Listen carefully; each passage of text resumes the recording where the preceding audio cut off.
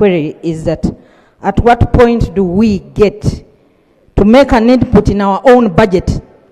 Because as you can see, most of us do oversight work and there is no payment made. It's pending. And then a commissioner who is supposed to be representing us, the commissioners have 5 billion, 5.4 billion allocated to them. For what purpose, Right Honorable Speaker? And yet they are members of Parliament who belong to committees.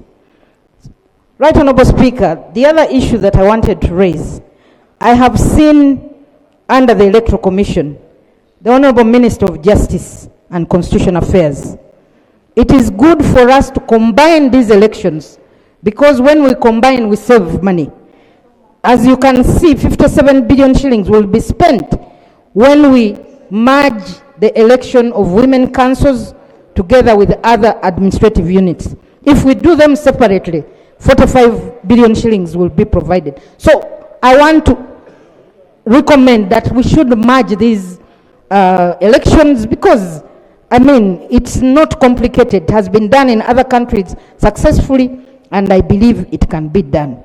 Right Honorable Speaker, the Minister of Justice should also tell us, we have been talking about the constitutional reforms. Now we are seeing a budget for Electoral Commission, 700 billion is being provided. Is this money adequate? I heard the Electoral Commission saying they don't have adequate budget to actually conduct the next year's election. Is this money sufficient? If it is not sufficient, how are we proceeding? Are we going to do away with these elections or what? Or extend or find additional money? What is it that is in stock for us? Minister of Justice also tell us, when are we having the constitutional reforms? Right Honorable Speaker, we've never gone into an election without reviewing our laws. What exactly is happening this year? Can we hear from the Minister of Justice and Constitutional Affairs? Thank you. Thank you. Honorable, you took more than 4 minutes. Yes. Thank you very much, Mr. Speaker. First of all, Mr. Speaker, allow me salute the one man is Army Minority Report. Mbabas stood as a president. Of course, deeply we backed him. There are some recommendations, orders which were given by court. There were so many. Up to today, we haven't heard from the Ministry of Justice and Constitutional Affairs. We are going to elections. And those orders, those recommendations were extremely sensitive when it comes to elections. I want to hear my minister commenting about those recommendations that were made, that were ordered by court for this parliament and the ministry. Thank you very much, Mr. Speaker. Thank you. I think Honorable Kayondo, on behalf of DP, has a lot of issues he's still demanding. You know, last time I remember he accused the NRM, you went to the bush to fight for the election that had been rigged. It was our victory which had been rigged. When you finished the war, you never handed over our victory to he wanted the NRM to hand over to DP the victory. So the issues are very many. Honorable Mpinde. Thank you, Right Honorable Speaker. Right Honorable Speaker, I want to thank the committee for the report, especially on the recommendation of availing money to these government agencies to construct their own offices. Right Honorable Speaker, a lot of money is wasted in renting. I know we may not have the capacity to give all the agencies money now, but for this financial year, let's us at least start with 2 agencies. They construct their own offices, and with that we will reduce on the burden of rent. Then another one is a sort of a clarification, Mr. Right Honorable Speaker. As if I saw that 4.5 billion is needed to have portrait for the president. Is it true or it is not true? 4.5 billion for just portraits of the president. Thank you.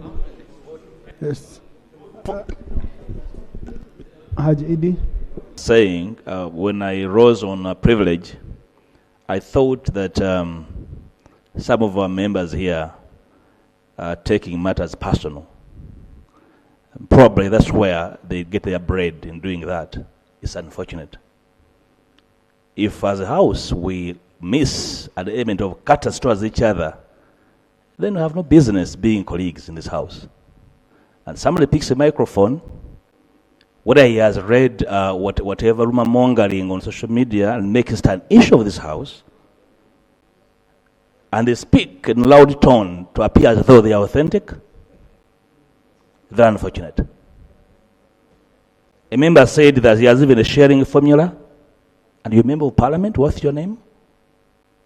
Very unfortunate, Mr. Speaker. I thought, while we want to make parliament accountable, we should never miss out on courtesy towards each other, even when we disagree on how parliament works. Very unfortunate.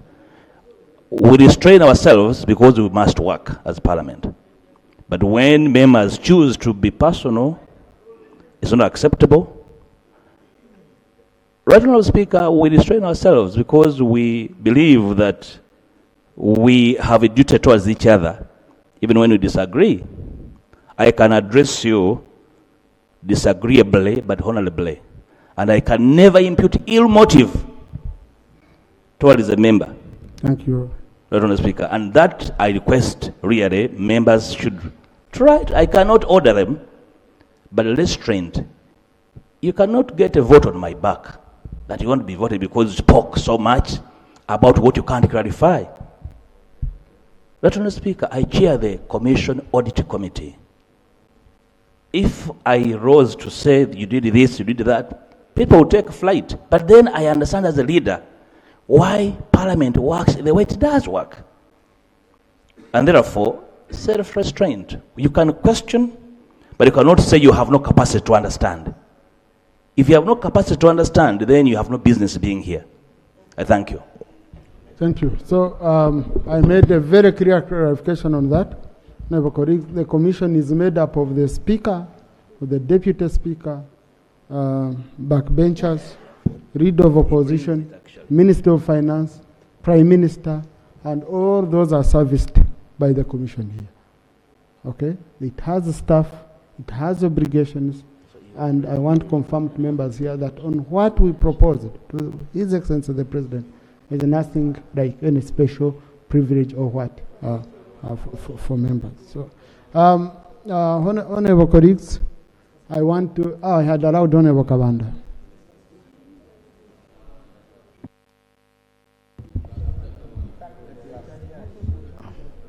Thank you, Right Honorable Speaker, for giving me this opportunity. I also want to join colleagues in thanking the chair for this very good report. Mr. Speaker, I would also like to talk about the issue of donations, because the other side that presented the report on minority, they propose that the donations be scrapped off. Personally, Right Honorable Speaker, I don't agree with their position, because members of parliament, we also donate. Where do we get the money from? But what we can propose as this parliament is maybe also members of parliament should be allocated money for donations. Yes, because when we go to our churches, they expect you to donate the same way the commissioner is donating, the minister is donating. By the way, even when you attend the burial, Right Honorable Speaker, and they announce your condolences, that so and so the MP has sent a condolence message of 20,000 or 50,000, they laugh at you as if parliament gives you money for burial or for donations. If this parliament can accept, we don't remove the donations from the president, from the commissioners. The MPs also get money for donations, because you are also donating in the churches. You also donate wherever you go. So, like the former law has suggested, don't be envious of others. You also propose for yourselves and see how to. Yes, but for you to stand here and say so and so is taking billions, that's not in good faith. unless you have an issue with so and so. But if we are here to serve the country, we can also donate, because if they give you this money, do you take it at your home? You end up donating to the community. So for me, Right Honorable Speaker, I disagree with the position of removing donations. The Speaker, I invite you to my constituency. When you come to my constituency, you give me 5 million, I start complaining. The Speaker gives me 2 million, I start complaining. Where do I expect you to get the money from? We should actually add you more money so that you keep sending to our constituencies. I beg submit. Honourable Minister. Honourable Minister. Let me listen to the Minister. I allow the Chair and the mover, the minority, then I see what to do.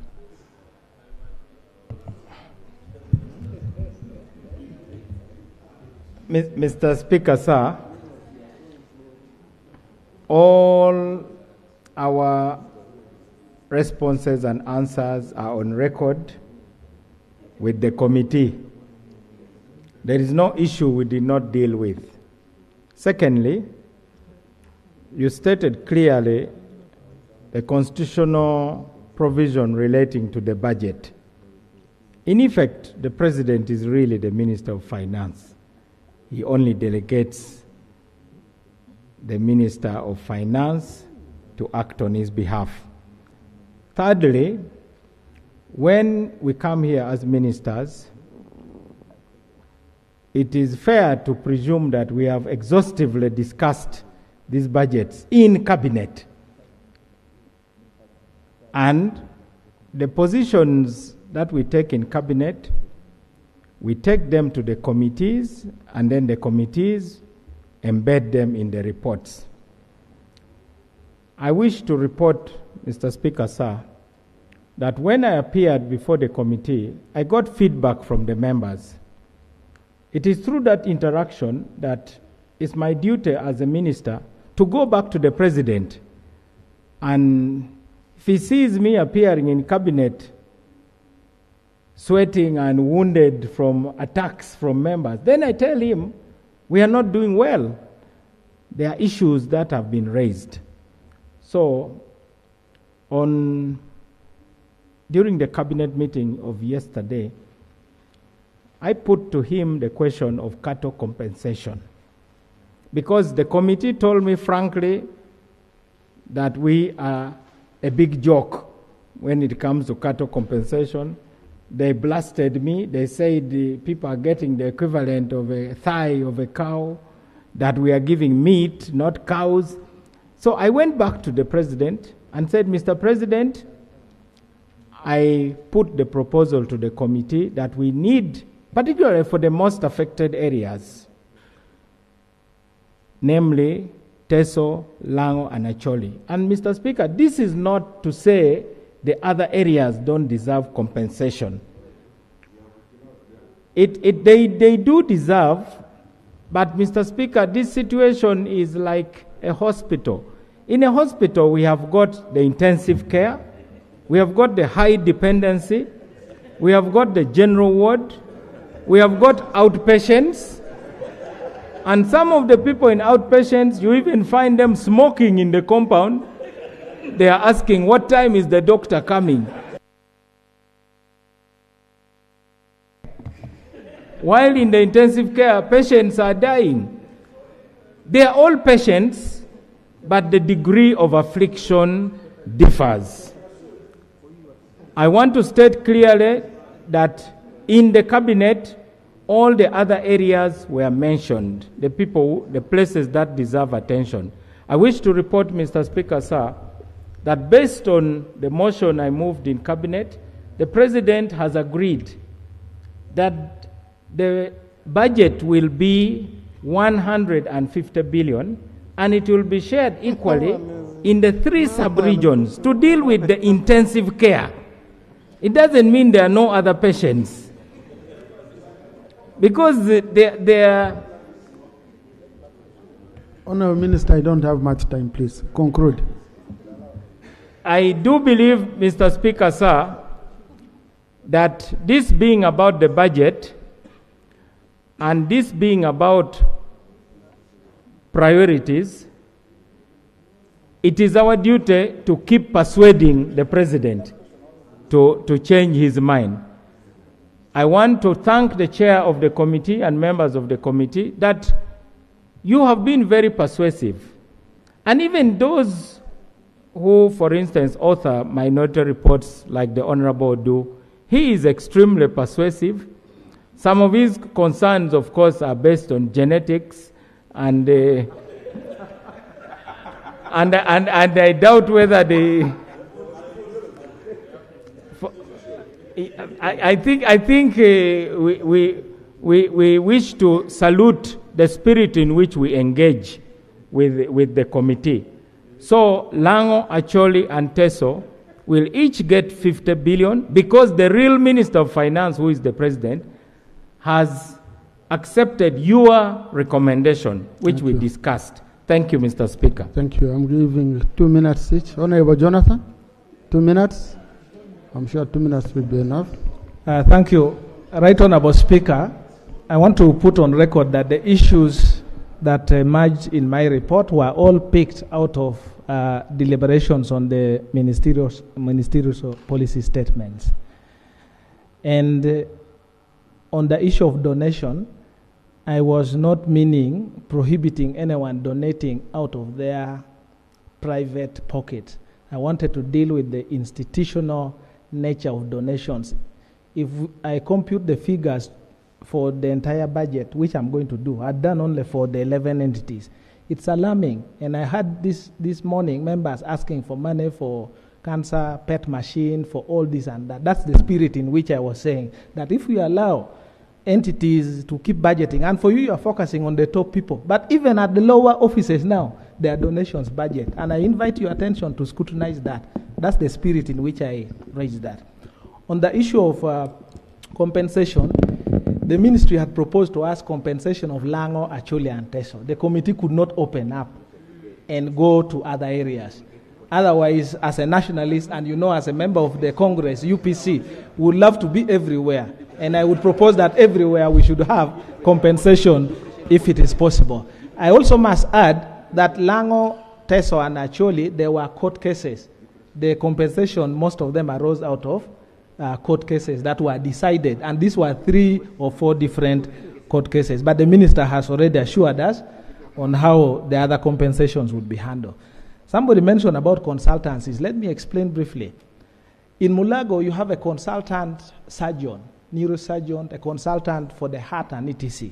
If you see the amount of money allocated for consultancies, and you referred yourself to that you worked in the NGO, I did for 15 years at the top executive at the NGO. I understand what consultancies are all about. So what I am saying is, instead of, if you aggregate all the monies for consultants, even for construction, for supervisory works in